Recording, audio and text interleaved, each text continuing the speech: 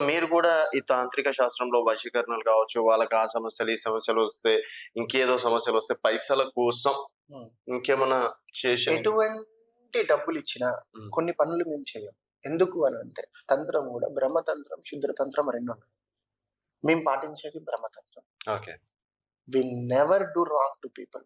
మేమెప్పుడు గూడా మంత్రాలతోటి మీకిది మారిపోతది, అది మారిపోతదని చెప్పము. అండ్ 1 డేలో పూజ చేస్తే నువ్వు బిలియనీర్ అయిపోతావు. నీకు ఈ పూజ చేయంగానే నువ్వు మొత్తం కుంభస్థలాన్ని కొట్టేస్తావు. తెల్లారే వరకు ర వ రాళ్ళన్నీ వజ్రాలయిపోతాయి అని చెప్పం.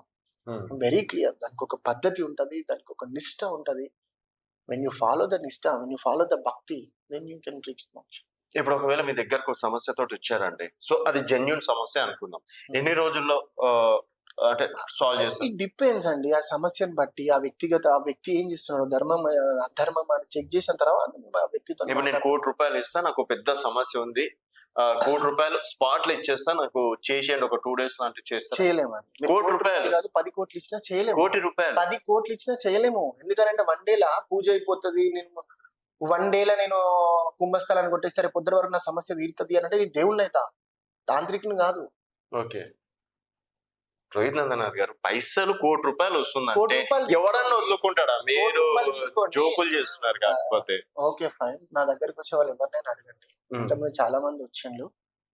వాళ్ళందరిని అడగండి. రోహిత్ నందనాథ్ ఎప్పుడైనా డబ్బుల కోసం పని చేసిండా? ఓకే. అందులో ధర్మం ఉంటే మాత్రం ఖచ్చితంగా ఒప్పుకుంటా. ధర్మం ధర్మం కోసం. లేకపోతే మాత్రం ఎట్టి పరిస్థితిలో మేము చెయ్యము.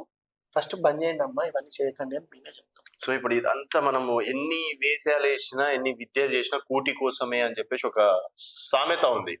సో, రేపన్నాడు అన్ని డబ్బులు వస్తున్నాయి, అంత ఈజీ వస్తున్నాయి అంటే ఎవడు వదులుకుంటాడండి? మాకొద్దండి. డబ్బు మీద ఎందుకండి? మాకు అమ్మవారు ఉంది. ఆమె చూసుకుంటది. We have enough stuff. అంటే రేపన్నాడు మీరు ఏది చేయనీకైనా సరే, తిననీకైనా సరే డబ్బులు కావాలి కదా! సెపరేట్ సిస్టమ్ ఉంది. నేను సెపరేట్ వ్యవస్థ ఉంది నాకు. నేను డబ్బు సంపాదించుకోవడానికి వేరే మార్గాలు ఉన్నాయి. నా విద్యను నేను అమ్ముకోను కదా! మీరు అమ్ముకోకపోవచ్చు, ఇంకొకరు అమ్ముకుంటారు. అది వాళ్ళ వ్యక్తిగత అంశం అయితది కదా!